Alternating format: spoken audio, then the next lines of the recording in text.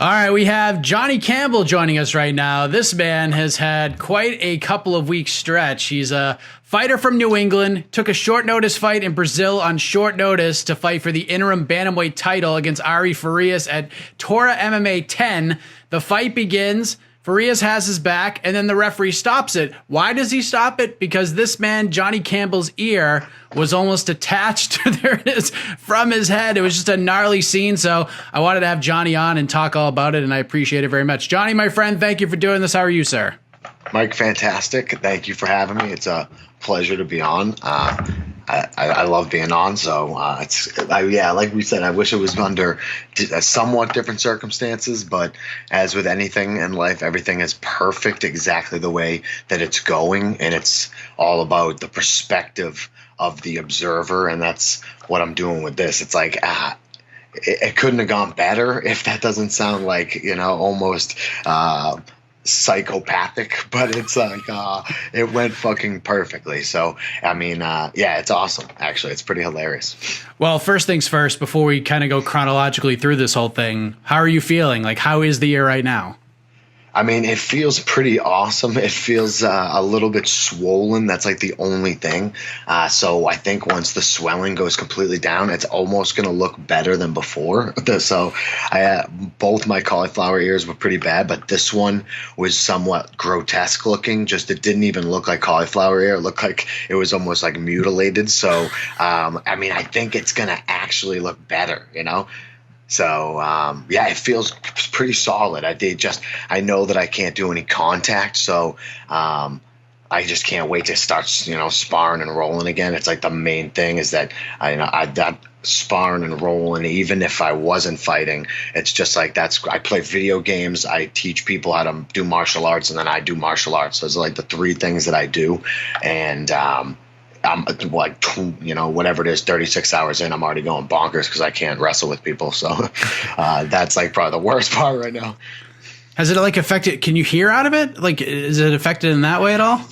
No, I mean, pretty darn good. Like, there's definitely still some dried blood in there that I can't. I mean, they had me turn over in order to sew it up, and it was like just pooling blood in there. So I haven't like got all of that out as of right now. I see a doctor Friday, but I mean, I can hear pretty darn good. At the moment when the cauliflower was like falling off of my ear, it was like blocking my hearing. That was like one of the things I noticed that was like off, but I can hear pretty darn good. I think it's going to be like perfect. Well, that's a great perspective on this. And I've talked about this quite a bit on the show and other shows, that this year has just been a nightmare for a lot of people. It's been extremely tough on the regional MMA scene, very much so in our region in the country, in New England. Like CES had an event a couple weeks ago, but outside of that, there hasn't been much going on because of all the restrictions. And you've been ready. I've seen you on Facebook. You've been looking for an opportunity for a while. How did this fight in Brazil come to be? Like, when were you approached with this? I was approached on Saturday, 2 Saturdays ago. So I think it was like 13 days. I was at a grappling tournament. I had at least done one match at that point, and I got a text message from Mike Pulver, and he said, I had a boxing match scheduled, actually. So I had just finally decided to F it. I was just going to do a boxing match. It was pretty short notice. So I felt like it was like a small window, a couple weeks. I could like just jump in, do it, and then an MMA fight might still come along. And just the universe being kind of a tricky little bitch, I had the boxing match, and then the MMA fight comes on. So now I pull from the boxing match. I say absolutely to a Brazilian a fight in Brazil against a world champion jiu-jitsu fighter. There was zero hesitation. I had put up a Instagram post within a few weeks. I think it was August 26th maybe, and I said I will fight any 35er on earth on 2 weeks notice. And sure enough, bam, Ari Farias, 2 weeks notice. Let's do it. So I understand that Richie Santiago actually was approached first, and just things didn't work. I don't think he was quite as like ready as fuck as I was. So I was like right about on weight cut time or weight cut schedule kind of weight. So I was ready to go. Richie said, "Hey man, what about cupcakes? You know, he's on a tear." I know I love Richie for that. He came with me down there as well. And then, yeah, it was pretty much off to the races immediately. I needed some medicals getting done for the Brazilian commission, and then and then I just needed to get my plane. I didn't have a corner right away, so my team is super, like oddly enough, super active right this second. We had the dark horse. She took a short notice fight. Then Giannetti, he set up his fight. That's this weekend, I think. And then Christina Katsika, she locked a fight down for Bellator that I don't know if she's doing for November 5th. So it was like 4 weeks in a row, and then I needed someone short notice to go down to Brazil, and nobody really could. No passports, or like JoJo would have absolutely done it for me, but I went out to England with him. But he had a fight that he needed preparation for, right then and there. So I had like nobody. Mike Pulver though and Richie Santiago are animals, Cage Titans family, and came out with me and got the job done. But it was a crazy little roller coaster ride. There were times that I was like, man, this fight's just not going to happen. They were like hounding Pulver for medicals and certain things while I'm trying to get them done. And it would get to a point where like 11 p.m. they'd be like hitting me up like, yo, dude, where are your medicals? Who's your corner man? Because we need to set your flights. I had people on the card from Canada hitting me up like, yo, dude, did you get flights yet? Because we're waiting to make flights. And I'm like, no, I didn't. I wonder why we're not getting our flights. So it was like right down to the wire, and we end up making it happen. So it was just awesome. I mean, absolute perfect, beautiful experience. It was wonderful. I know, like, kind of going through your career, like most of your fights were like with Cage Titans, reality fighting, and others. And I know you had a fight for Titan FC, and I know that was in New England too. It was in Lowell in 2014. So this was your first fight outside of New England, right? Yeah, I think so. Pretty darn. I can't even. Yeah, everything's been like Connecticut and Massachusetts and New Hampshire and stuff and things. It was a huge opportunity. I mean, I had 4 wins in a row, all finishes against some of like Massachusetts' biggest guys at the time. Like all guys were ranked in some way. So I was just set up like at the perfect time. I was waiting for like Contender Series or maybe Bellator. But I was ready for anybody, and I felt like Ari was just like a fantastic opportunity. I mean, he's a bad man, fantastic on the ground, but I felt like I could easily win that fight. So it was like all in, and I was lucky in a way. So you guys are getting ready to fight. You have the weigh-ins and you have the face-off, and that's where things really got interesting with this fight, Johnny. There was some pushing and shoving. You guys had to be separated. A lot was said. I know as soon as you got shoved that you were going to be saying some things. What happened there? Like, walk us through it from your perspective. It's a whole, it was just an awesome, perfect thing. Like I'm cutting weight, incredibly hard weight cut that was like right to the last pound. I mean, 136 to 135 is tough, and I hadn't cut weight in like 8 months, and everything went pretty smoothly, but it was just like arduous, I felt like. And I'm walking into the place to weigh in, and I see that he's off doing his interview, and I was just like, I don't know, my inner Conor McGregor or whatever it is, I was just like, I'm gonna knock you out, Ari Frias, and I started yelling and got a little bit like hyped up. I thought I had no sweat left in my body, and all of a sudden my body is just perspiring for like no fucking reason. Like adrenaline was just raging through me, and I'm like yelling like a madman. I get on the scale, and in a video, he called me like a fanfaro, which is like a joke, or I was told there's no direct translation for what he called me, but it's like basically like he said that I was going to eat my words and that I was kind of like a joke. And I could kind of feel that he was revved up about it in a way. And he got on the scale, and we were supposed to like step out and like look at the cameras first and then face off. And as soon as he came off the scale, I knew that he was coming to me. I could just tell that he was not going to go and face. So I stepped up, and He pushed me. It was just perfect. Love it. That's exactly what I wanted. I mean, I wanted so badly to I love I feel like fighting is definitely the center of what I do, but it's like surrounded by a ring of a performance, or like almost like a somewhat of a costume, I guess. I mean, I am myself, but I know that this is about excitement and drama, and when he was in on it in any way emotionally, it was like, man, it was like somebody shot me up with some kind of fantastic drug. So I stepped up, and when he pushed me, it was just, I love it, because I could tell and feel that he was trying to intimidate me. And the simple fact that I was willing to fight him right there. And I don't necessarily mean that I thought I was gonna, but in that moment, I would have 100% just fought him, and I feel like he knew that. And if you watch the fucking tape closely,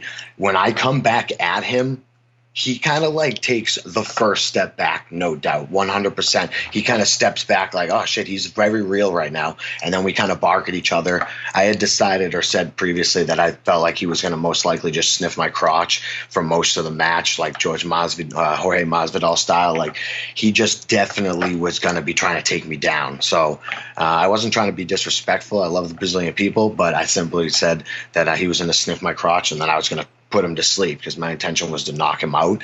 And I went good. He didn't take anything too personally. I mean, it's business, but it's real. Like, I don't want people to think that it's totally pretend, but it's a performance, and I'm in there to make it exciting. And I just love that Ari was kind of down for that, even hopefully because I've pulled him into it and I forced him into it.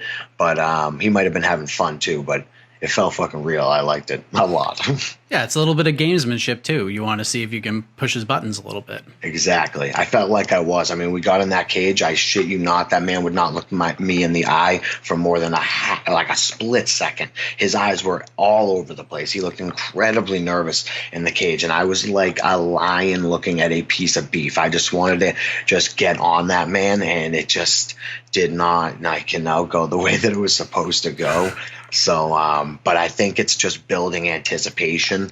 You know, I said it a couple times. I feel like I have blue balls of the fists right now. Like, I wanted to punch him in the face so badly, and I was right in front of him, and then we just didn't get to like totally climax. So, next time, you know. That was very descriptive right there, John. So, I mean, obviously a lot happened in 25 seconds. So, I guess my question is, how did it happen? Like, did you feel the ear just start to detach? Like, did it all happen in one fell swoop? Did it slowly start to chip away? Like, did you even feel it? Like, what happened? No, I mean, I didn't entirely feel it. So what, like, if you watch real close, I throw a low kick at his calf. It like half connects. He blitzes at that time, and like I like weave my head as he throws a right hand, and it's like my head is coming kind of up as his fist is going down, and it just like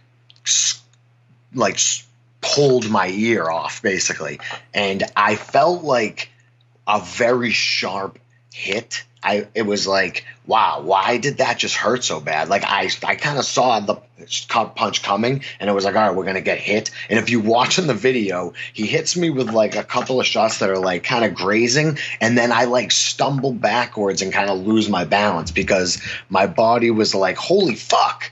Like, my mind was not totally focused on the feeling of like pain, but it was like, that smarted like way more than it probably should have. I don't know why. Like, I wasn't rocked, but it was like, yikes, that was sharp.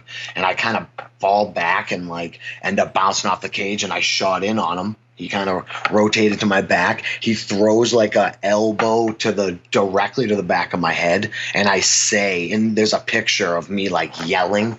And it's because when he elbowed me in the back of the head, I go, yo, that was to the back of the head. And the referee, I think he acknowledged it. I mean, people are saying that they think it's the elbow that busted my ear, but it wasn't. I mean, I had I have like soft spot on the back of my head from where he elbowed me, because I think he was so nervous he didn't even fucking think about what he was doing. He just throws an elbow to the back of my head. We roll. It was only one off, so it's not like it's a big deal. And if you watch the video close, I just watched it on my computer, like a big screen or bigger screen for the first time. The ear is already like, it flops out as he kind of takes my back, and it's because it just literally like. The top of the ear, this all stayed right where it was, but like this cauliflower just like fell outwards, and he was going for the choke. And I just remember like my body knew something was up, but my mind was not interested in that information. It was like a part of me knew, yo, something's not like right on the left side of your head, but my mind was focused on fucking the world champion black belt on my back. And all I can remember thinking is like, man, he's not nearly as strong as I thought. I figured if he's on my back, he's just going to rape my face and just crush my head. And it was like, no, like he's not doing that. You know, he puts on a nice tight body triangle. I immediately get to my knees, which is generally not an easy thing to do when a fucking world champ is on your back. And, you know, it's like I'm defending good. And then I see the blood on the floor, and I'm like, man, he cut me with that fucking punch. Like I did not think that was going to hit that hard. How did that happen? And then I look, and the ref kind of looks at me a little bit awkwardly, and I'm continuing to defend. And then the ref comes in, and I was like, man, he's going to check this cut. Like, how bad could this cut really be? That shot was not that hard. This is kind of weird. And I can still tell something's not right, but I don't know what it is. He says, then he starts waving his hands off before he even says anything else. And I'm like, dude, this just took 2 days to get down here. I cut 15 pounds yesterday. They have these motels that people go and like hook up to in Brazil. You can rent the room for like 12 hours at a time.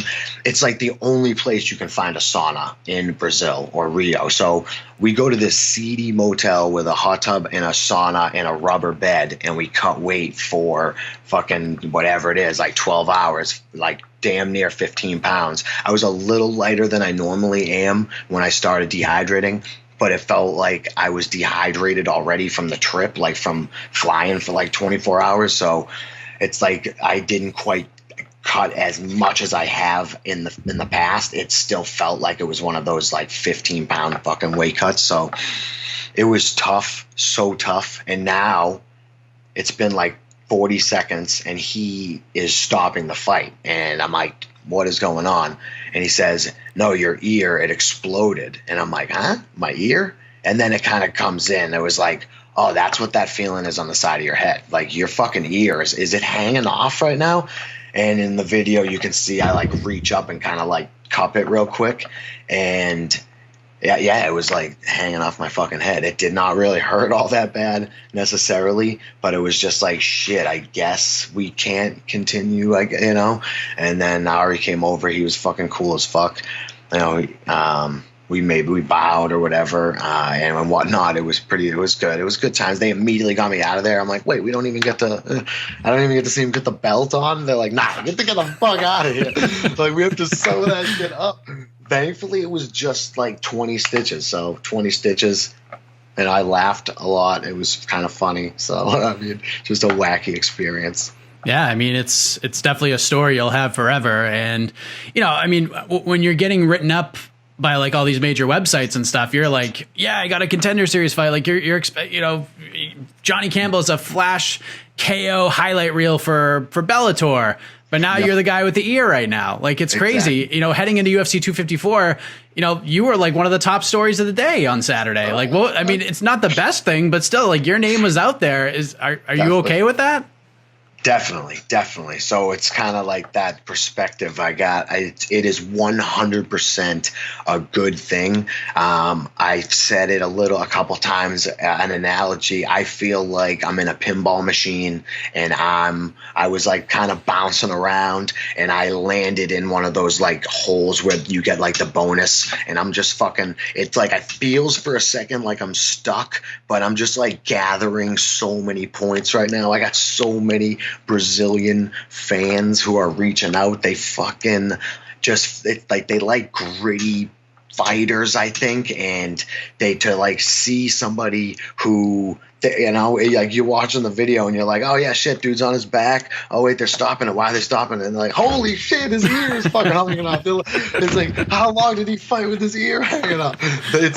Like, as far as, you know, so you could be the greatest fighter, a fucking perfect record, immaculate, and then you run into a brick wall and they can't fight through it, where it's like my career is defined by never giving up. Like all of my struggles, or most of them, you know, first world problems probably have been in the cage. It's like, and so people know that I'm not going to ever give up. So now it's like, well, can you back it up with good fighting? And I think I've shown that I can. I think I've weeded out all like the mistakes and, you know, whatever it is that I went throughout my career that didn't let me be one of those perfect fighters. But it's like, I am still standing here as one of the top guys. I'm like ranked number 1 right now, coming off a fucking loss in the Northeast, and I believe in New England as well. I'm like number 8 right now in the United States, behind mostly like UFC vets or current UFC guys who haven't got off the regional list yet. It's like, and now I just need to get back in there. Taura's already talking about January for me. So as long as this year and I take care of it, I'm going to be in front of that huge audience again. And this time I intend on, you know, climaxing all over this man. So, you know what I'm saying? So they're thinking about doing the rematch. Probably not Farias. I think, I mean, it is what it is. So, I mean, funny, he reached out to me after. He's wicked nice. But, I mean, we had a somewhat controversial ending to that fight, and he already said that he wants to, like, train together. So, I mean, I don't know if he doesn't want to fight me or whatever it is, but he's a champion right now. He's the interim champ, so he's going to be fighting whoever that champion is for sure, and I'm excited to see how that goes. I'm looking to hopefully fight whoever the Taura feels is like, you know, if they do a rankings list, then I want to fight whoever is underneath Farias, so that when that championship bout is available again, if it's a rematch with him, then that'd be tremendous. And whoever it is, I just want to biggest fights that I can possibly fight. That's when I say that I want to fight the best 35ers on earth on 2 weeks' notice. I mean that 100%. I was in there with that man, and it would have been so glorious to be able to fight that fight to a legitimate ending. So, but everything happens for a good reason. So I'm super blessed. So did you sign like a multi-fight deal with them, or? Dude, it feels like I did. It feels like they are treating me as if I'm like part of their organization now. I mean, they told me that I'm in on January. That they're saying that it feels great to have somebody like me in their organization. I mean, they're treating me like a fucking king or something. It feels like. So I mean, they could just have good PR, but it feels like I'm 100% going to be getting pushed in some way. They reached out like the next day, like, yo, could you please make an Instagram like post, because like we're getting inundated with people reaching out asking if you're okay, and they want to know like how your ear is and stuff. So I mean, the fans that they have like 40,000 followers on Instagram, which is huge. And they're fantastic. I love them to death. I love the Brazilian people. They're treated me fucking amazingly. So it's a great place. So you think you're going to be ready to fight in 3 months? Yeah, I think so. I mean, the doctor said 2 months to start training again. I mean, doctors always err on the side of caution. So, I mean, my intention is to stay somewhat in shape. I mean, I'm 33. I'm not. When I was 23, I would just, you know, consume so much food after fights and stuff, so that I would never be able to fight, you know, on short notice again for like several months. But like now I just, you know, my body doesn't run off of that stuff as good as it used to. So I'm going to just naturally stay lighter. I mean, I can sprint, I can jump rope, I can shadow box, hit mitts.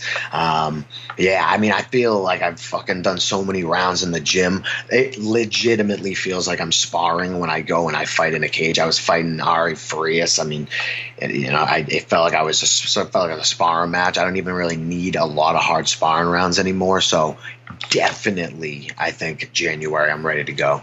So you've gotten a lot of support here from the Brazilian fans. Clearly, New England always has your back. I did see that your old buddy Jay Perrin had some things to say, kind of scoffed at it, laughed at the result, and I feel like, once you fight locally again, I feel like that's the fight to make at this point. And I read some things that maybe they're going to try to put that on the CES card, but it never came to fruition. So, I mean, if you had the choice, are you going back to Tora, or if like someone came to you locally and said you versus Perrin CES, 62 or whatever, like what are you going to pick? That one, I'd probably be weighing in that case there, because there's just that I would love that fight. I mean, I'd give fucking Perrin an opportunity in front of the Tora fans. I don't care. Bring him in, and it's down in Florida. I mean, I feel like he's a pretty cheap date. I don't think that he would require much payment to get in the cage. So, I mean, I'd just bring him down there and smash him down there. He knows I would whoop his ass. He knows it for sure. He's out of his mind. He's barking up the wrong tree. He would have been way smarter to be just like, yeah, dude, he's a fucking dog. We'll mix it up in the future or something like that. To go and be so insecure that he needed to be literally the only person pretty much on earth to be like, yeah, dude, fuck that. He's a pussy. He wanted out or some shit. It's like, please. He knows that I would whoop his ass. I told him to fight me in October. CES would have loved to put that fight on. They would have loved to. That card was stacked, and if you put that fight at the co-main, Maine, I mean, wherever, that would have been massive. He's out of his mind. He said he needed 2.5 months or something to make weight. It's like, bro, are you not ready to go? Like, real fighters right now during COVID are training like animals, and they're ready to go. I was ready to fight at 135 even against a world championship level fighter on 13 days notice, and then Jay Perrin is going to say anything. That dude he's literally a joke. It's funny in a way that he would be the Joker, because he's a fucking joke. I would smash the fuck out of him, and he knows it 100%. He has zero chance. The only reason he beat me in that first fight is because I did not think he was going to fight like a pussy. He grabbed onto me. He held onto me. I was not fully prepared for that. It was my mistake. Fool me once, shame on, what is it, right?